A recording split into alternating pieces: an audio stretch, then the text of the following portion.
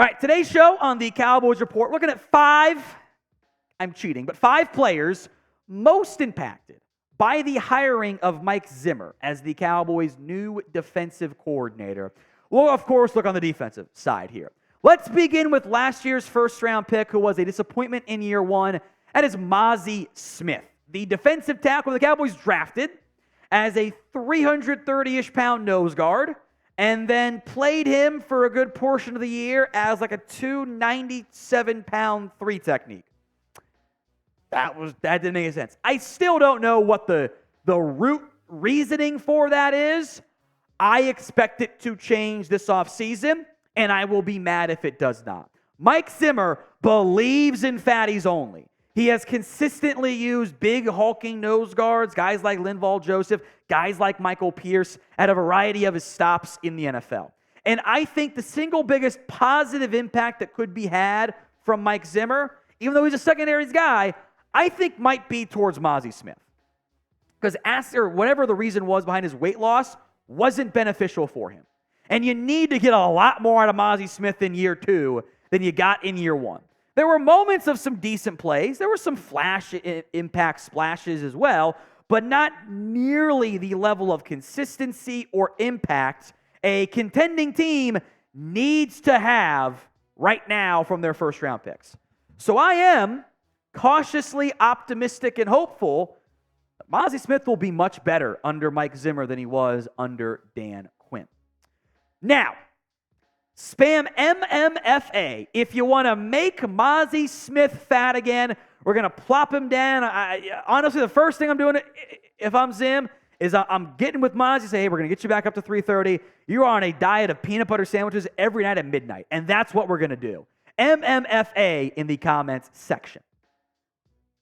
We kind of can't have this entire conference without mentioning your best player, Micah Parsons, and we'll cheat by mentioning others as well here. I think a thing you can see more of, because Dallas did do some of this last year, is lining up Mazi Smith over the center. And you saw some of it, or lining up Micah, over the center. Mike Zimmer is a big fan, when he has the personnel that he needs, of running this look. You'll see it referred to as a mug look, a mugged up look. I call it double A gap, which very descriptive of what it is. You got two guys lined up there in that A gap. Sometimes both will come. Sometimes none will come. Sometimes one will come. Sometimes you'll fake one and bring the other to trick the center. You can put Micah Parsons in that role. Doesn't mean he always has to be there. You can still put him on the outside, kind of where Anthony Barr is lined up. Like, imagine you're putting Tank Lawrence, Sam Williams, and Osa, another defensive tackle in there. Micah, you got your new linebacker. You put Donovan Wilson there because Donovan Wilson can do some of those good blitzing things. I think you can expect to see Micah Parsons utilized in that double A gap spot. We saw Dan Quinn do it. Mike Zimmer can ramp it up. That does not mean you should be making Micah Parsons, I've seen it suggested, into the Vikings version of Anthony Barr. No, it's a bad idea. Anthony Barr was a off-ball linebacker who blitzed some.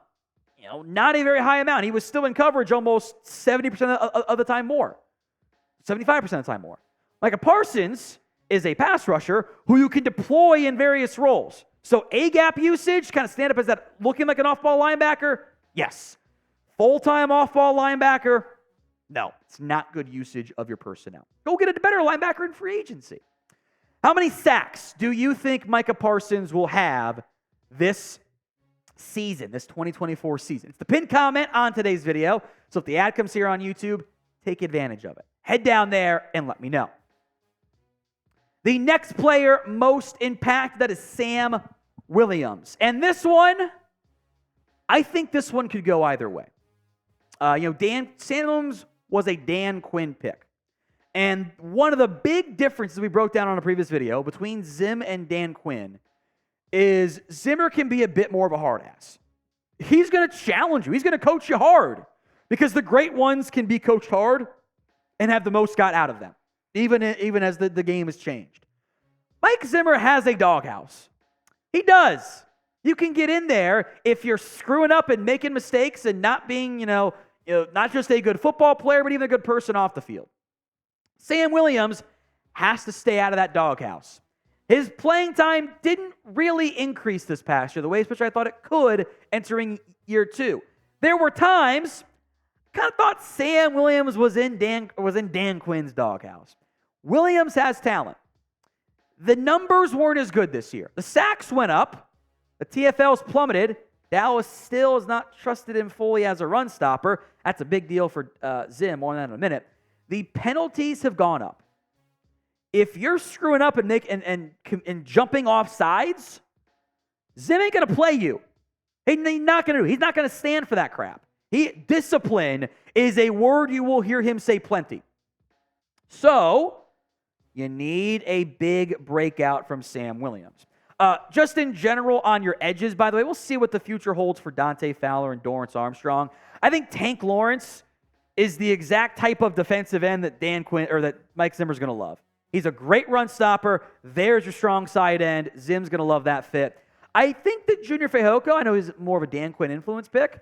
I think there's some good run stopping upside there. I think that could still work pretty well for you more in the longer term.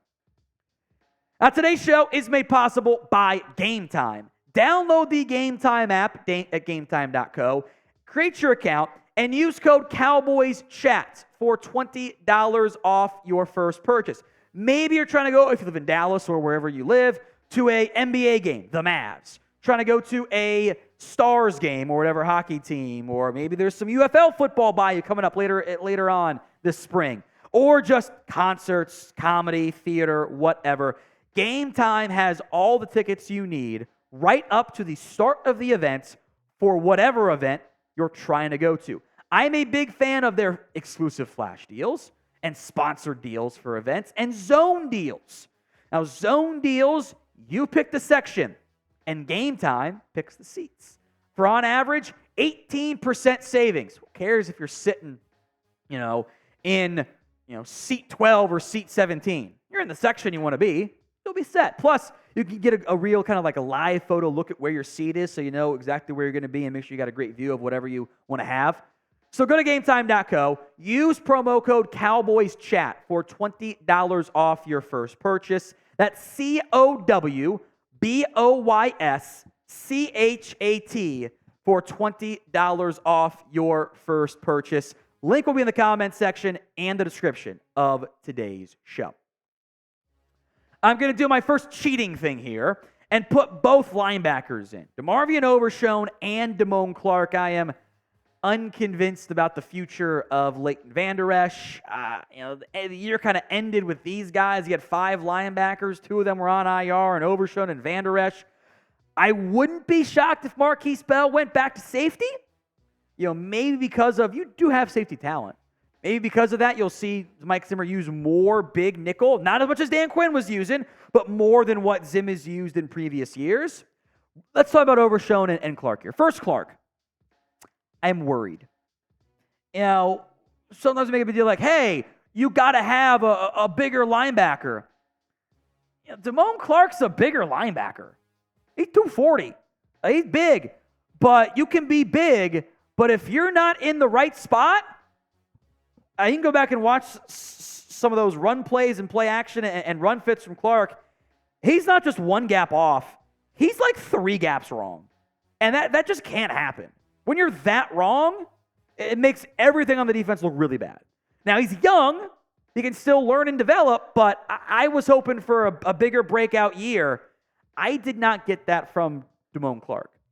Now, had Overshown been healthy, we would have a much more firm answer on my opinion that I think he can fit pretty well. I think he can find a way for what Mike Zimmer likes to do. If you're going to do that double A-gap stuff, you're going to be lined up there, you got to drop back quickly. Overshown has the athletic ability to do that. The instincts might need some time, though. But he was playing great in the preseason, and I was excited about it. He was going to be your best rookie by a massive margin before the ACL. How does he recover from the ACL tear, though?